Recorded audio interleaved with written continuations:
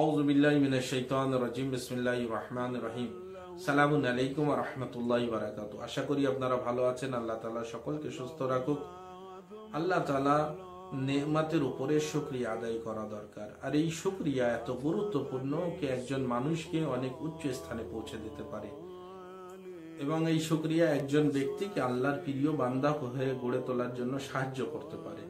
শুকরিয়ার কারণে একজন ব্যক্তি অনেক উচ্চ স্থান অর্জন করতে পারে। ঠিক এমনই একটি ঘটনা পাওয়া যায় যে হযরত দাউদ আলাইহিস সালাম আল্লাহর কাছে দোয়া করলেন, আল্লাহ তাআলা জান্নাতে কোন ব্যক্তি আমার সঙ্গে থাকবে তার সাথে সাক্ষাৎ করিয়ে দেন। আওয়াজ আসলো, কে দাউদ, তুমি শহরের বাইরে যাবে, তখন ওখানে একজন ব্যক্তির সাথে তোমার সাক্ষাৎ হবে, সেই ব্যক্তি তোমার জান্নাতে তোমার সঙ্গে থাকবে। দাউদ নবী যখন শহরের বাইরে গেলেন তখন ওখানে সাক্ষাৎ হলো মাত্তার সাথে, যে হযরত ইউনূস নবীর বাবা ছিলেন। তানার কাঁধে একটি কাঠের বোঝা ছিল এবং তিনি গ্রাহক খুঁজছেন। তিনি সেই কাঠের বোঝাকে বেচার জন্য একজন ব্যক্তি আসলো, তানার কাছে বিক্রি করলেন এবং দাউদ নবী বললেন, কে মাত্তা, আমি তোমার মেহমান হতে চাই।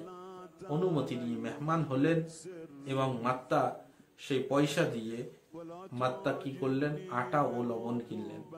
মাত্তা ঘরে আসলেন, দাউদ নবী ঘরে আসলেন।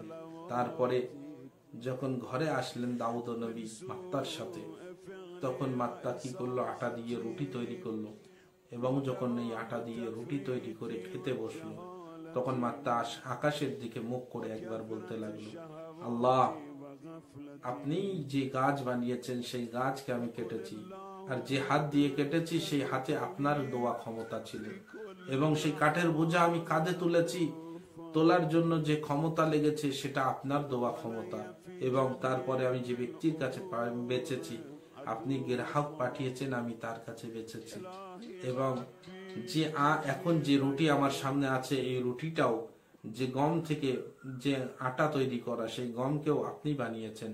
আল্লাহ তাআলার এই যে শুকরিয়া আদায় করতে লাগলো মাত্তা, শুকরিয়া আদায় করতে করতে তার চোখ থেকে অশ্রু বার হলো, এবং দাউদ নবী বললেন কে এই শুকরিয়ার কারণে মাত্তা এত উচ্চ স্থানে পৌঁছে গেছে, আল্লাহর প্রিয় বান্দা হয়ে গেছে, কে এ জান্নাতে আমার সঙ্গে থাকবে।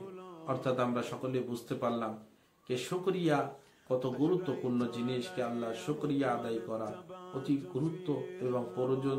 যে শুকরিয়া আদায় করার কারণে মাত্তা হযরত দাউদ নবী আলাইহিস সালামের সঙ্গী হলেন, জান্নাতে তানার সঙ্গে থাকবেন। আমরাও যদি আল্লাহর শুকরিয়া আদায় করি তাহলে আমরাও ইনশাআল্লাহ উচ্চ স্থান অর্জন করতে পারি। তো আশা করব যে আমরা সকলেই আল্লাহর কাছে দোয়া করি যে আল্লাহ তাআলা আমাদের সকলকে আপনার শুকরিয়া আদায় করার তৌফিক দান করুন। আমাদের যুগের ইমাম আলাইহিস সালামের জোহরকে খুব তাড়াতাড়ি করে দিন। আমাদের সকলকে ইমাম আলাইহিস সালামের সৈন্যর ভিতরে স্থান অর্জন করার তৌফিক দান করুন। আসসালামু আলাইকুম ওয়া রাহমাতুল্লাহি ওয়া বারাকাতুহু।